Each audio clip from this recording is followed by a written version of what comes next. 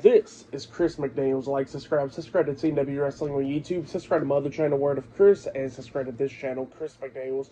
And follow me on all my social media accounts, so I'll be down there in the description box. And I'm here to do my AEW Dynamite May 14th, 2025 review. So here we're discussing about AEW Dynamite.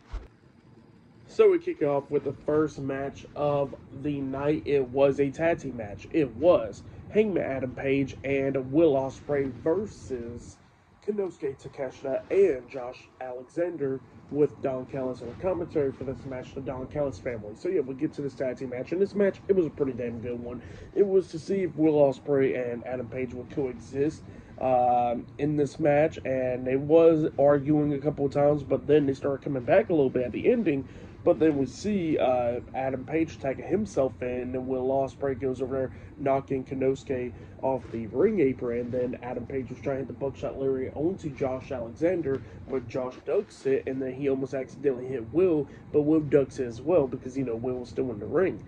And then at one point we actually see everybody going at it and everything, like Josh pushing Will into Adam Page because they was both arguing over that. And then he tries to German suplex Will, but then Will lands on his feet. He tries to hit the hidden blade onto Josh, but Josh ducks it, and he came near inches of almost hitting the hidden blade onto Adam Page, but he stops in his tracks. But then eventually they managed to beat down on Josh Alexander, and then they hit a buckshot lariat and hidden blade combination onto Josh Alexander, pinning him for the 1, 2, 3. So yeah, Adam Page and Will Ospreay defeated Konosuke Takeshita and Josh Alexander tonight in a tag team match. That's what happened there. And then both of them was face to face up until Konosuke gets into the ring, pushing Adam Page into Will Ospreay, beating both of them down. Then Josh Alexander gets in there as well, and everybody's going at it. And then we see Konosuke and Josh Alexander get taken out by Will Ospreay, and then we see Adam Page turning Will around, and he thought it was Josh Alexander, and he accidentally hits Adam Page in the face, and then both of them starts arguing, getting face to face again. So yeah, that's what happened there. Pretty good match. I'll give that match 3.5 stars. That's why I'll give it. Great opener to Dynamite there. But then after that, we get to an interview backstage where we see Top Flight getting interviewed, Dante Martin and Darius Martin, with Layla Gray backstage, and they was getting interviewed and all that stuff, talking about how they're going to be taking down the Hurt Syndicate tonight, and they was talking about MJF and all that stuff. But then all of a sudden we see Dustin Rhodes and Sammy Guevara coming up, and yeah, they pretty much hyped up Top Flight right there. But yeah, that's what happened there. But up next, it'll be a one-on-one match. It'll be Ricochet versus Zach Gowen up next on Dynamite. So yeah, I'll see you guys later. Until then. So the next thing that happened on AEW Dynamite, we get to the next match of the night. It was Ricochet versus Zach Gowen one-on-one. Yeah, I was surprised to see Zach Gowen. Now I know they had like some incident going on, collision, where Ricochet stole Zach Gowen's prosthetic leg, which does come into play in this match. But it was cool to see Zach Gowen after like 20 years. Finally appear on national TV, which was pretty great. He was doing pretty good against Ricochet, doing everything that he could do. At one point, he actually hit Ricochet upside the head with the prosthetic legs, and the way how he did that without getting disqualified was because Ricochet at one point grabbed a pair of scissors, and the referee had to take it out of his hands. And while the referee was putting that up, that's how Zach Gowen hits Ricochet with the prosthetic leg. Well, then he only gets a 2 count out of that. At one point, Ricochet did hit the shooting star press. He got a 2 count out of that as well. But then at the ending, we see Zach Gowen taking control. He climbed up the top turnbuckle, jumping off with the moonsault, but then Ricochet moves out the way, so Zach Gowen crashed and burned right there. And then that's when Ricochet hits the spirit gun onto Zach Gowen, pinning him for the 3 count. So yeah, Ricochet defeated Zach Gowen tonight in a one-on-one match. But then after the match ended, Ricochet starts attacking Zach Gowen after the match, and then Mark Briscoe comes running out there and making the same, chasing Ricochet out the ring. So yeah, that's what happened there. It was a pretty good match. I'll give that match 3 stars as well. I'll give it pretty entertaining one. But yeah, then after that we see Renee Paquette interviewing MJF backstage, and yeah, MJF was talking about hurting people and all that stuff, and how he wants to be in the ring with all 3 of those guys in the Hurt Syndicate, wants to be with them and all that stuff. So yeah, that's what he was talking about there. And then Renee actually asked him, like, what if they say no? And then MJF was like, confused on what to say next after that. And then all of a sudden we see Bobby Lashley, Shelton Benjamin, and MJF, the Hurt Syndicate, appearing, and then MVP tells MJF to come out to the ring after the tag team match tonight. So yeah, that's what he tells him there. So next it'll be the Hurt Syndicate versus Top Flight in a tag team match. So yeah, I'll see you guys later. Till then. So the next thing that happened on AEW Dynamite, we get to the next match of the night. It was the AEW World Tag Team Champions, Bobby Lashley and Shelton Benjamin, with MVP at ringside, the Hurt Syndicate versus Darius Martin and Dante Martin, Top Flight, with Layla Gray at ringside. So yeah, we get to this tag team match, and this match, it was pretty good. Top Flight was trying to do everything that they could do to try to beat down the Hurt Syndicate, but at the ending, the Hurt Syndicate starts picking up the pace. Shelton Benjamin hitting a knee to the face onto Dante Martin, tossing him into the ring. He gets hit with a spear by Bobby Lashley, and then Lashley locks on the Hurt Lock onto Dante Martin, and then we see Darius Martin getting into the ring, trying to break it up, but then he gets hit with a super kick by Shelton Benjamin, getting knocked out of the ring, and then Dante Martin passes out, so the Hurt Syndicate wins the match. So yeah, the Hurt Syndicate defeated Top Flight tonight in a tag team match, which was a pretty good tag team match. But then, after the match ended, Bobby Lashley was not going to let go of the Hurt Lock. So while he still had the submission locked on, we see the Ring of Honor World Tag Team Champions, Dustin Rhodes and Sammy Guevara, coming out there, and they tell him to let him go, and then they finally let Dante Martin go. And then Dustin Rhodes and them actually came out there to, do some business with the Hurt Syndicate, and they pretty much wants to go after the tag team titles, and they got tag team titles as well. So yeah, that's what he was talking about there. And then all of a sudden we see Leo Rush and actually Andretti Crew coming out there talking crap to Sammy Guevara, and Dustin Rhodes calling Dustin old and telling Sammy how they're going to beat him down and send him back to his baby daughter and all that stuff. And then Leo Rush was talking about the history with him and Bobby Lashley and talking about how they should get a tag team title match. And the MVP was like, look, here's what we're going to do. He says, how about on Collision, y'all two teams face off, and the winner of that match could face us at Double or Nothing. So yeah, that's what he says there. So that match was now set for Collision, where it'd be Crew versus Dustin Rhodes and Sammy Guevara in a number one contenders match. So yeah, that's what's going to be happening there. But yeah, pretty good match. For that match, I'll give it 2 stars. That's what I'll give it. And MVP was talking about how they're going to go on commercial break because they got some business to conduct with MJF. So yeah, that's going to be up next. But yeah, I'll see you guys later. Till then.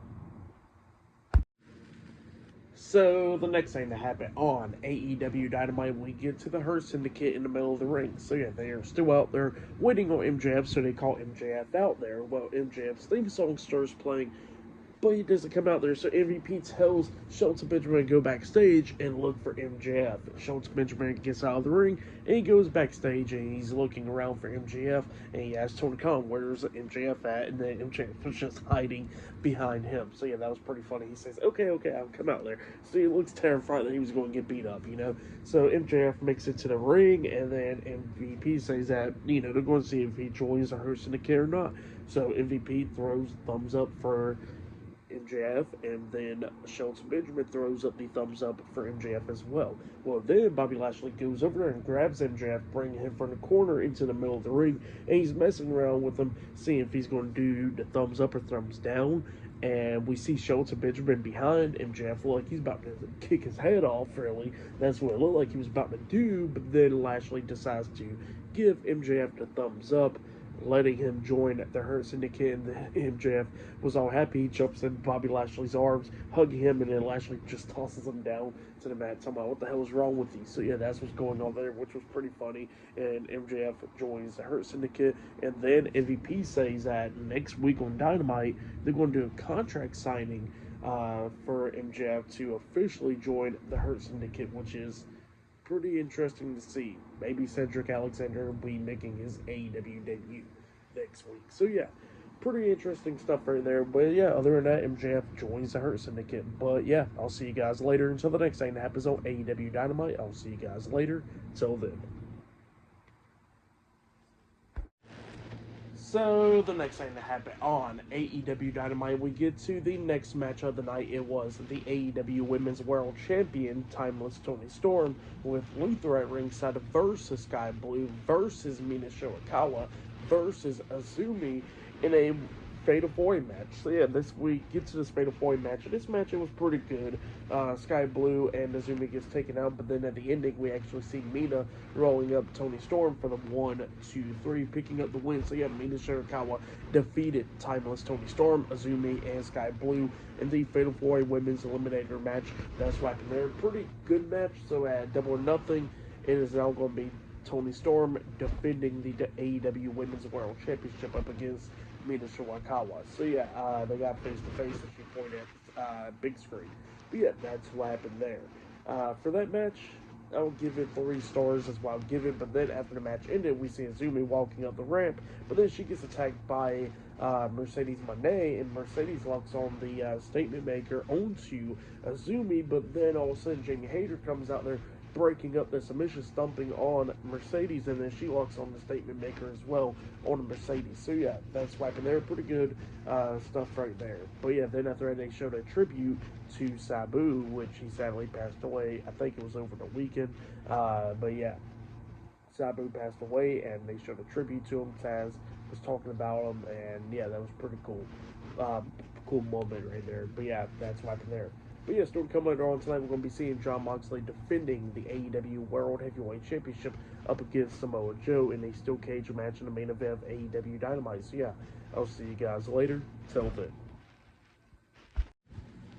So, the next thing that happened on AEW Dynamite, we get to the next segment of the night, but before we talk about that segment, we got to talk about a segment that happened backstage. So yeah, we see Renee Paquette interviewing MJF and MVP, they're both backstage, and yeah, MVP was talking about the contract signing and all that stuff for next week on Dynamite, but then MJF was talking about how he got to get his lawyer to look over the contract, and he brings Mark Sterling, and the MVP was not too happy about that, and then he says that, well, we're going to talk about some business. So yeah, pretty interesting stuff to see right there. MVP not happy about that stuff, but we get to the next segment of the night where we see Nigel McGuinness inside the ring with Tony Schiavone, and Nigel wants to apologize to Tony Schiavone, but then he says that he wants to apologize to Daniel Garcia face to face. Daniel Garcia comes out there and he apologizes to Daniel Garcia, and then Daniel Garcia tells him to keep his apology. He says that he wants Nigel McGuinness to help him out take out FTR. That's what he wants him to do, and then Nigel McGuinness pretty much turns that down. But then all of a sudden we see Stokely Hathaway come out there, and Stokely was talking about how FTR is not there tonight, but then he says that the coolest punishment for Nigel McGuinness is if he teams up with Daniel Garcia to take on the greatest tag team ever, FTR, and Nigel pretty much still declines it, and then Daniel Garcia was like, come on man, like, let's do this, and, you know, Nigel did not know what to really say, and then Stokely says that Nigel knows that he's going to not barely beat FTR, just like how he barely beat Hepatitis, and that's what he says there.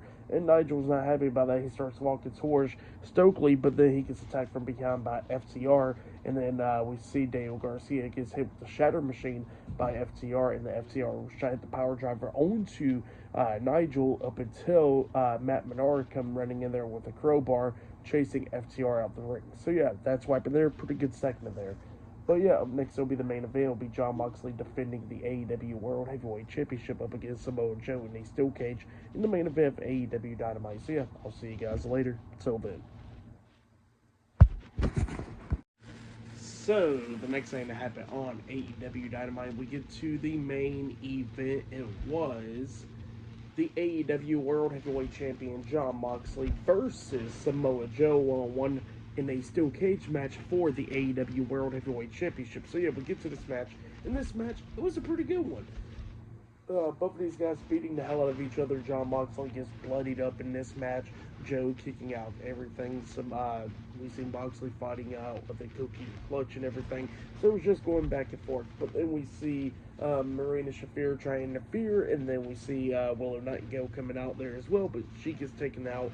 And then we see Claudio Castagnoli and Willie Yuta coming out there, and then Powerhouse Hobbs coming out there, putting Willie Yuta through a table out there, and then while that happened, we see Mox in the corner. Samoa Joe done kicked out the paradigm shift at that point.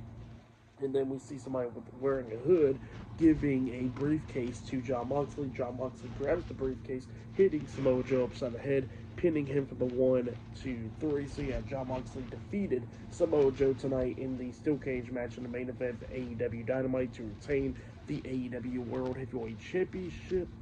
And then it was revealed that it was Gabe Kidd that gave the briefcase to Jon Moxley. So yeah, it looks like he joins the Death Riders now. And then after that, we see Powerhouse Hobbs walking up to Gabe Kidd, but then he gets hit in the back with a steel chair by Claudio, and then Gabe Kidd comes up hitting a low blow onto Powerhouse Hobbs, and then he starts getting beat down with a steel chair and everything, getting laid out. He got thrown into the ring. Well, actually, everybody else gets into the ring while Samoa Joe and Kenny Omega actually eventually comes out there. He gets into the ring as well because at one point the Young Bucks did come out there and they had a remote for the steel cage and they started beating down Samoa Joe, but Kenny Omega comes out there and that's when everybody gets into the ring, and then the steel cage gets lowered down while everybody's beating the hell out of Samoa Joe and Kenny Omega. And then we see Okada coming out there at one point actually hitting Kenny Omega, but he got chased away by Speedball Mike Bailey. And then while everybody was getting beaten the hell out of in the steel cage, we see Swerve Strickland coming out there with Prince Nana. He climbs up there on the top of the steel cage, jumping off with the Swerve stomp onto everybody else, laying all of them out, and then the Young Bucks actually raise the steel cage to escape. So yeah, that's why there, and then Swerve grabs the mic and he says anarchy in the arena. So yeah, it looks like that match will be happening at Double or Nothing. But yeah, that's right there. Pretty good main event. And what happened after the main event was pretty good. I'll give it all 4 stars. That's why I would say that was match of the night right there. But yeah, for tonight's AEW Dynamite, I'll give it 9 stars. That's why I'll give it. It was a pretty good show. But yeah, that has been my AEW Dynamite May 14th, 2025 reviews. Like, subscribe to CW Wrestling on YouTube, subscribe to my other channel, Word of Chris, and subscribe to this channel, Chris McDaniels, and follow me on all my social media accounts. I'll be down there in the description box. And I'll see you guys later for this Friday Night SmackDown reviews. See you guys later. Till then.